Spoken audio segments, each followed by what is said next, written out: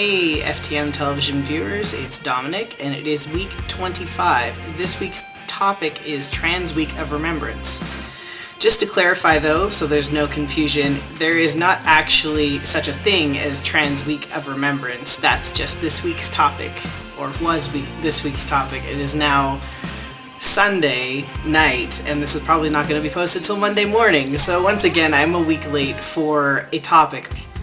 The reason it's this week's topic is because the Transgender Day of Remembrance, which is an actual event, is held on November 20th, and I felt it was important that we do that topic on things pertaining to that day on this specific week, since the 20th is on a Sunday and our weeks end on Sunday. That's actually today. I intended to make this video much earlier. I'm so sorry about that. Anyway, so getting back to the topic at hand, those of you who don't know what the Transgender Day of Remembrance is, here are some facts. Transgender Day of Remembrance, or TDoR, or TDoR, is a day to memorialize those who have been killed as a result of transphobia, or the hatred or fear of transgender and gender non-conforming people, and acts to bring attention to the continued violence endured by the transgender community. It serves several purposes.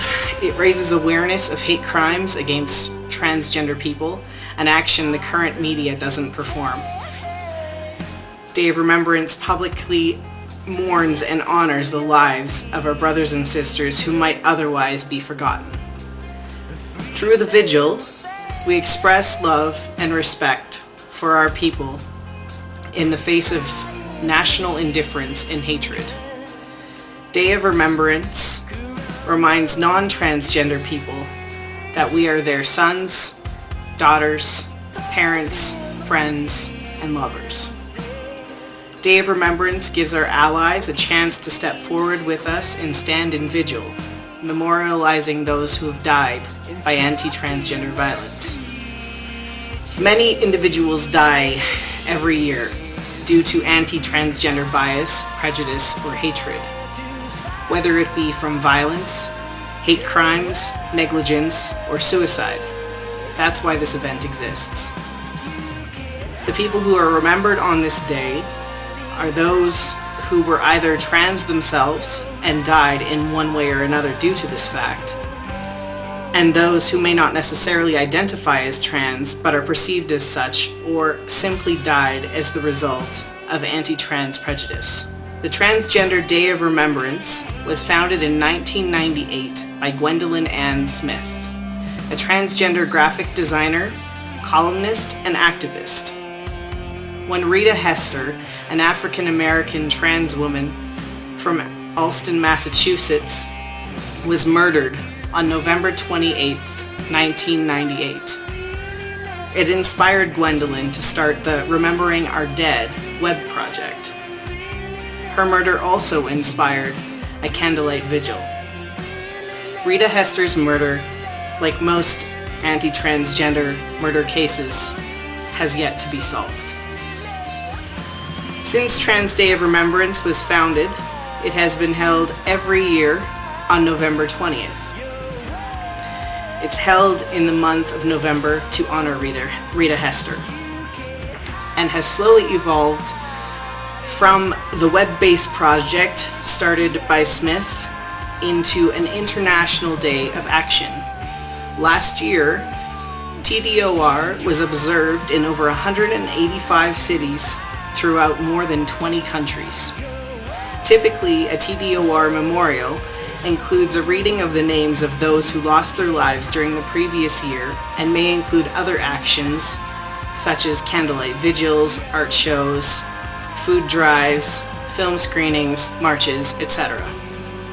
When we memorialize our dead at the Trans Day of Remembrance events, the people who we are remembering are those who have lost their lives from November 20th of the previous year to November 19th of the current year.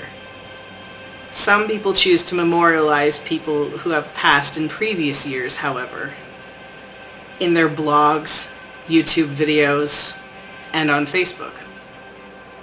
such as Brandon Tina or Gwen Arajo, two young trans individuals who were stealth and were murdered by friends when their trans statuses were discovered. Brandon was in his early 20s and Gwen was only 17 years old. More trans people are murdered in hate crimes each year than any other minority combined. Trans women are especially high risk. Trans women of color are even higher risk. Most of the trans women who are murdered are trans women of color. South America accounts for around 50% of known trans murders each year. Brazil and Honduras have the highest death tolls for transgender people killed in hate crimes. Trans people are also among the highest risk for suicide, either because of lack of access to basic human resources, medical care due to their trans status, losing family and friends, being bullied, abused, or not being able to afford to medically transition. Some trans people also die from terminal illnesses that they could have recovered from, but they couldn't find a doctor who would treat them due to their trans status. Robert Eads, a trans man who died of cancers of the female reproductive organs, is a prime example of this.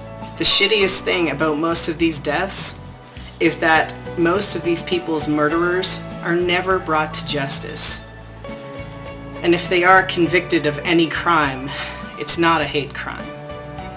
Most of these individuals, when talked about on the news or written about in the papers, are not even referred to as the gender they identified as, but rather man in woman's clothing, or transvestite, or cross-dresser, or something along those lines.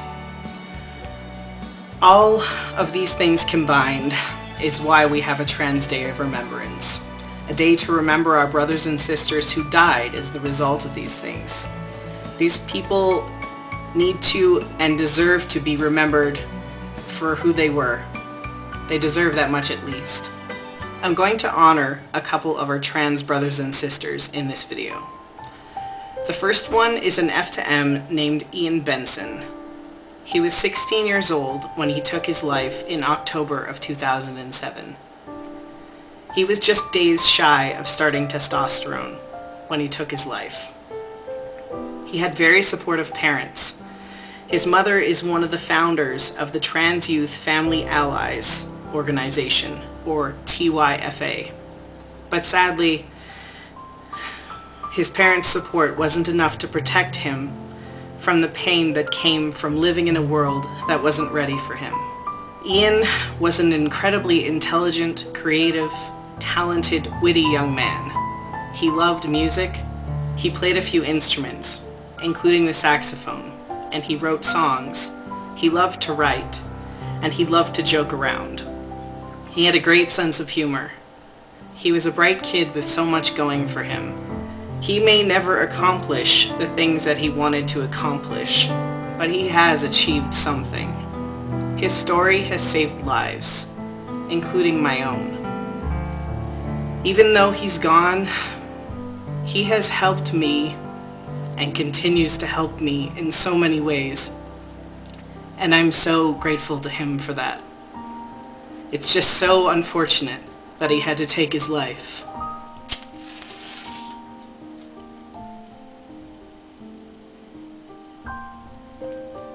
Rest in peace, Ian Benson.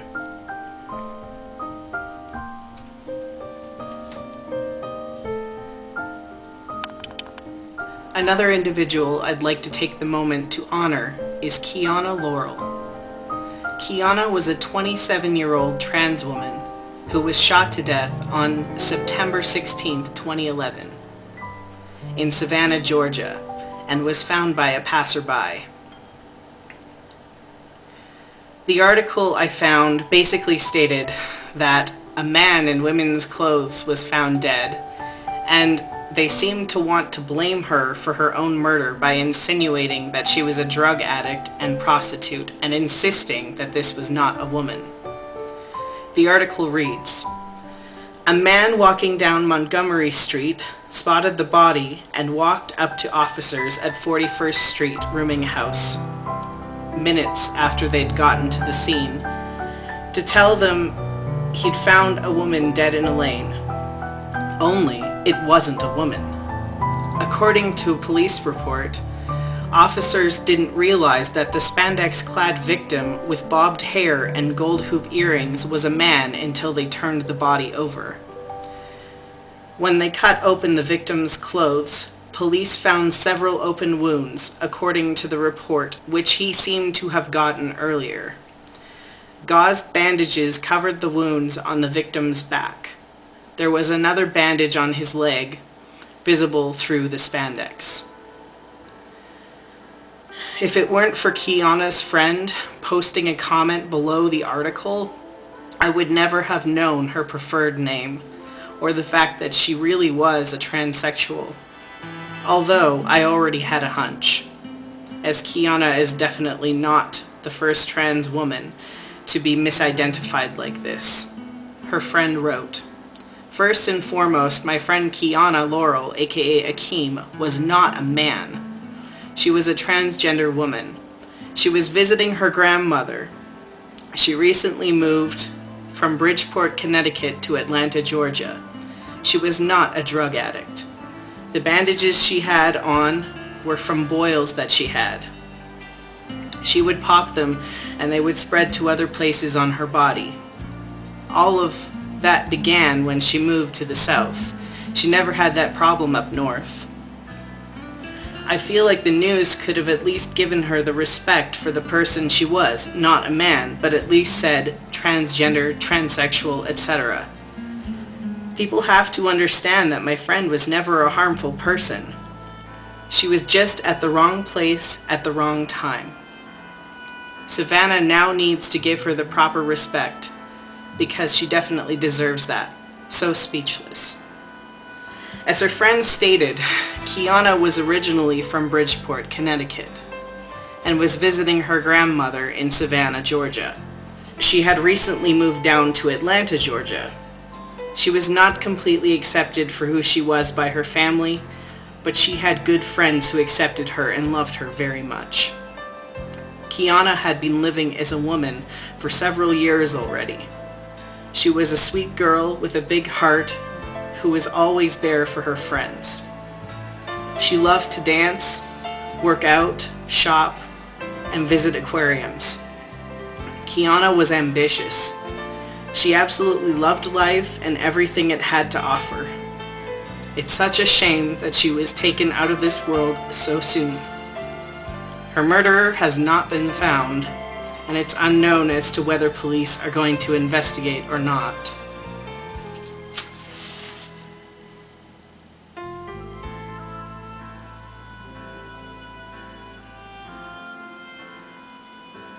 Rest in peace, Kiana Laurel.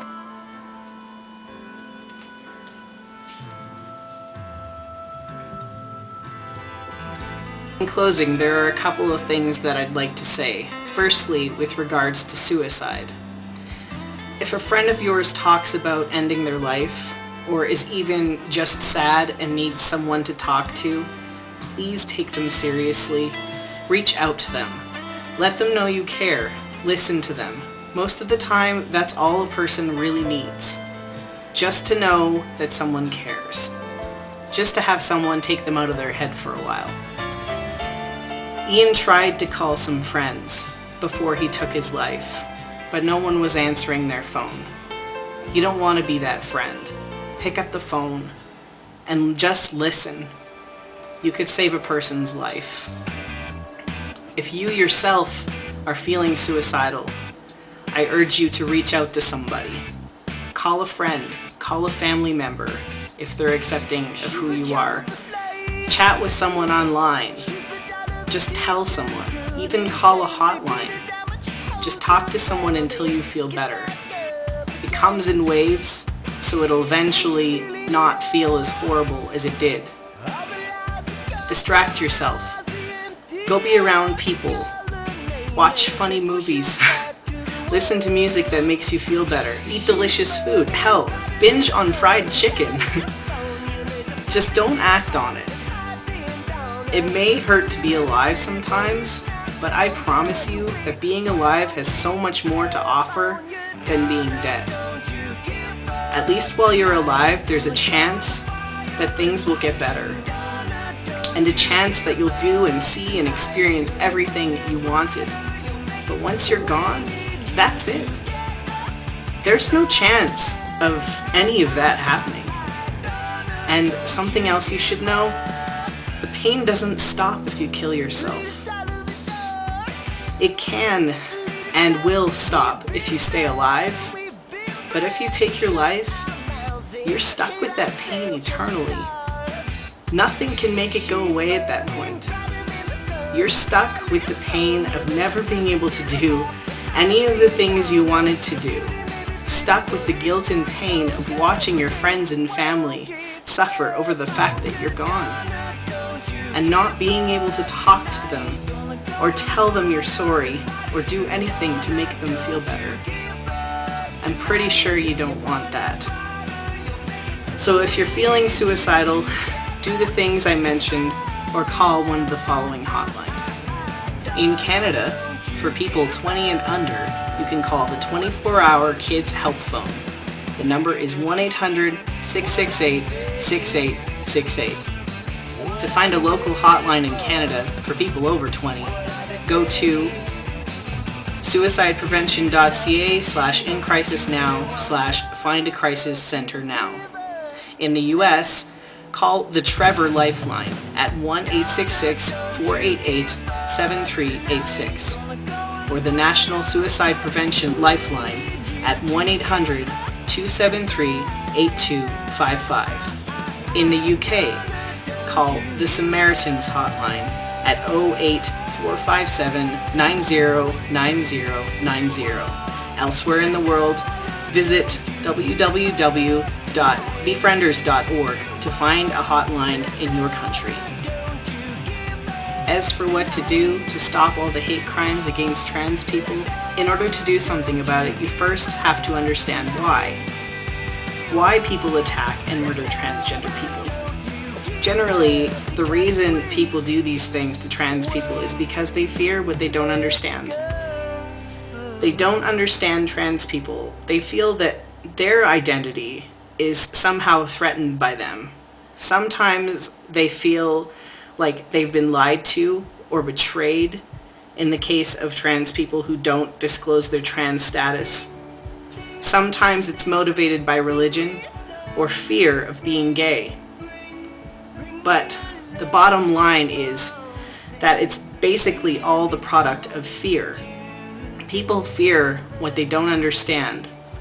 They're afraid, so they lash out, often thinking that by doing so, they're doing the world a favor, or redeeming themselves, or saving the person they're killing. Most of this stuff is based on religion, and the thought that trans people are somehow wrong, sinners, going against God's will.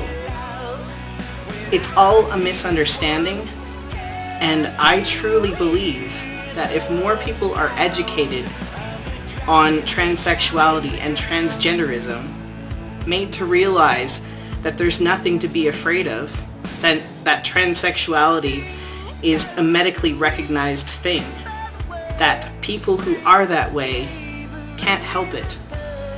Eventually, this won't happen anymore. And that maybe one day there will no longer be a need for the Trans Day of Remembrance. I've made it one of my purposes in life to educate people about transsexuality and transgenderism, to help eliminate transphobia. And if you're comfortable putting yourself out there and doing that, you should do it too. Some people may be difficult or impossible to educate, but not everyone is, so we have to at least try. The more of us working towards a world free of transphobia, the faster we'll get there. And just think, the less transphobia in this world, the less murders of trans people there will be. The more people are informed, the more they understand. and the less likely they are to kill a trans person. Thank you for watching, and I will see you when I see you. Take care.